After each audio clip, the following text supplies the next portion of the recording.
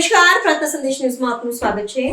સાણંદમાં તાલુકાની જિલ્લા પંચાયતની ચૂંટણીને લઈને રાજકીય માહોલ ગરમાયો છે। ઉમેદવારી ફોર્મ ભરવાની અંતિમ દિવસોમાં ભાજપ અને કોંગ્રેસ બંને પક્ષોમાં જંગ જામ્યો જોવા મળ્યો છે।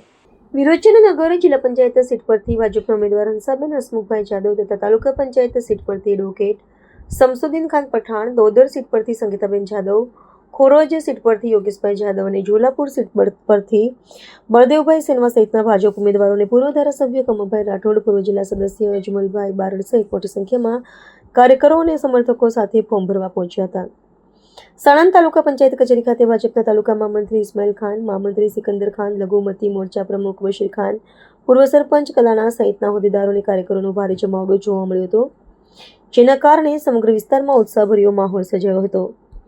ફોર્મ ભરવાના છેલ્લા દિવસોમાં ભાજપ અને કોંગ્રેસ બંને પક્ષના કાર્યકરો સરકારી કચેરીઓ ખાતે મોટી સંખ્યામાં ઉમટતા ભારે ભીડ અને રાજકીય ગરમાવો જોવા મળ્યો હતો। આ સમગ્ર ઘટનાક્રમને ધ્યાનમાં લેતા સાણંદ તાલુકાની જિલ્લા પંચાયતની ચૂંટણી હવે રસપ્રદ અને ટક્કરભરી બનવાની સંભાવનાઓ વ્યક્ત થઈ રહી છે।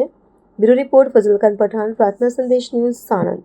પ્રાર્થના સંદેશ ન્યૂઝની તમામ લેટેસ્ટ અપડેટ્સ માટે ચેનલને હમણાં જ લાઈક, શેર અને સબસ્ક્રાઇબ કરો।